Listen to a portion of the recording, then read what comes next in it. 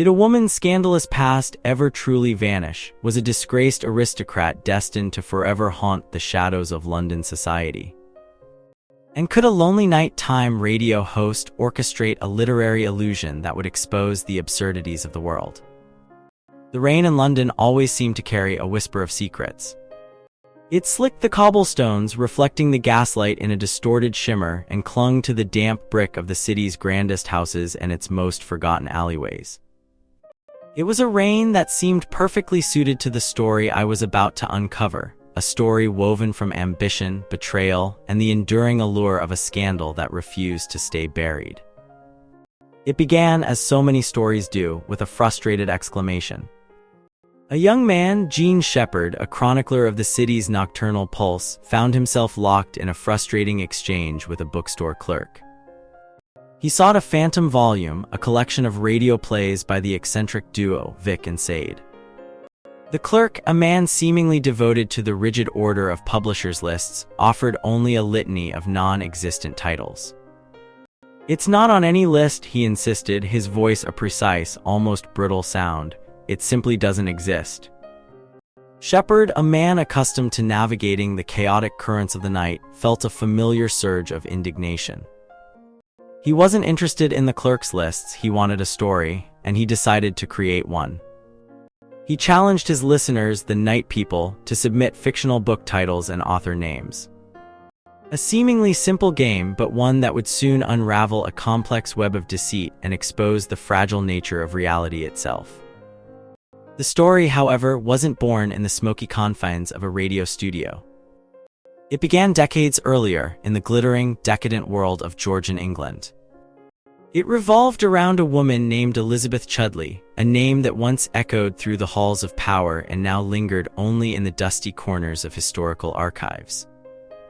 Elizabeth was a remarkable woman, a beauty of startling intensity, and a woman who seemed to attract both adoration and suspicion in equal measure.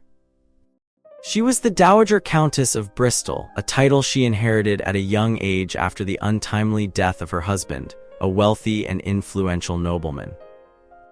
But Elizabeth's story wasn't simply one of inheritance and social standing. It was a story of illicit affairs, desperate schemes, and a relentless pursuit of a life beyond the confines of her aristocratic prison. Her early life was marked by a series of unfortunate marriages. Her first husband, a man named Hervey, was a charming but ultimately unreliable adventurer who quickly exhausted Elizabeth's fortune and affections. Their marriage ended in a scandalous separation, fueled by rumors of infidelity and a desperate search for a divorce. Then came the Duke of Portland, a man of considerable wealth and influence, but also a notorious recluse. Their marriage was a calculated political alliance, a move designed to secure Elizabeth's position and solidify her family's standing. But even within the gilded cage of her marriage, Elizabeth found herself embroiled in a web of intrigue and betrayal. She was accused of bigamy, a charge that threatened to shatter her reputation and expose her to public ridicule. The accusations centered around a series of clandestine affairs and a secret marriage to a man named Foote, a flamboyant music critic who had captivated Elizabeth's attention. Foote's death, shrouded in mystery, only deepened the suspicion surrounding Elizabeth. Was it an accident, a suicide, or something more sinister? The questions lingered, fueling the whispers and rumors that followed her like a persistent shadow. As Elizabeth faced the prospect of public disgrace, she sought refuge in St. Petersburg, Russia, where she was employed as a translator for the British Embassy. There, she found a measure of solace in the company of diplomats and foreign dignitaries, but her troubles followed her across continents. Hervey, determined to escape the constraints of his failed marriage, demanded a divorce. Elizabeth, initially willing to cooperate, soon found herself embroiled in a complex legal battle, manipulated by anonymous letters and veiled threats. The stakes were high: her reputation, her fortune, and her very freedom. The ecclesiastical court, a bastion of religious authority, became the stage for a protracted and bitter struggle. Elizabeth's attempts to evade the divorce proceedings only served to fuel the accusations against her, transforming her into a figure of public scorn. The Duke of Portland, a man known for his ruthless pragmatism, seemed determined to secure his inheritance, regardless of the cost. Amidst the legal maneuvering and social machinations, a surprising alliance formed. Evelyn Meadows, a young man with a penchant for gambling and a desperate need for funds, became Elizabeth's confidant and accomplice. He offered her a lifeline, a chance to escape the clutches of the Duke and Hervey. But his loyalty proved fickle, and he ultimately betrayed her, exploiting her vulnerability for his own gain. The climax of Elizabeth's story arrived in Westminster Hall, where she stood trial for bigamy. The proceedings were a spectacle of public humiliation, a carefully orchestrated performance designed to expose her transgressions. Despite her desperate pleas for leniency, she was found guilty and sentenced to a public shaming, but Elizabeth was not one to surrender. Even in the face of disgrace, she clung to her dignity and her ambition. She fled to Calais, seeking refuge in the anonymity of a foreign land. There, she continued to scheme and manipulate, attempting to thwart Hervey's divorce plans and secure her inheritance. Hervey, a man of unwavering determination, refused to be deterred.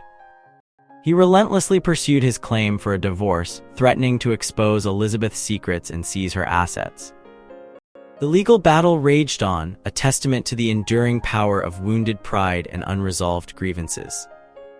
Finally, after years of turmoil and heartbreak, Elizabeth achieved a semblance of freedom.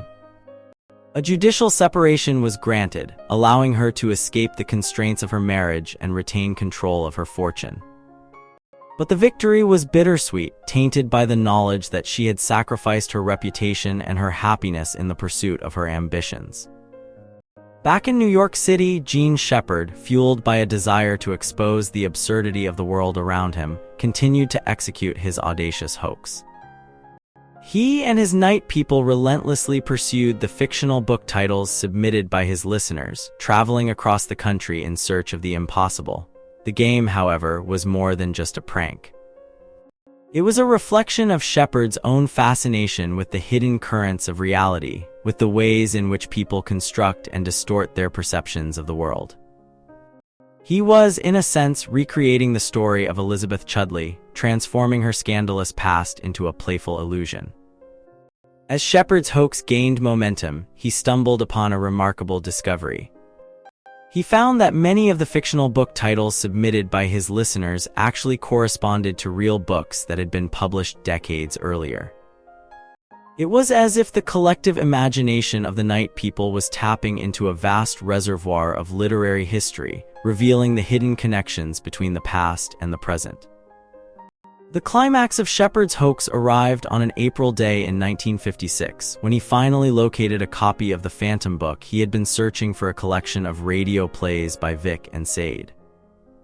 The clerk in the bookstore, a man who had initially dismissed the book as a myth, was forced to admit that it was, in fact, a real volume. But as Shepherd held the book in his hands, he realized that the true significance of his hoax lay not in the discovery of the book itself, but in the story it had unearthed, a story of scandal, betrayal, and the enduring power of the human imagination. Elizabeth Chudleigh's story, once relegated to the dusty corners of historical archives, had been resurrected by a lonely nighttime radio host and a group of curious listeners. It was a reminder that even the most scandalous secrets can eventually be revealed, and that the past, like a persistent whisper in the rain, can continue to haunt the present.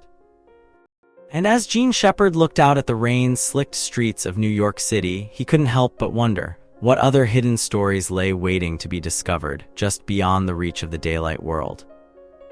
Did the echoes of Elizabeth's scandal ever truly fade? Or were they destined to ripple through the corridors of time, a testament to the enduring power of a woman's scandalous past?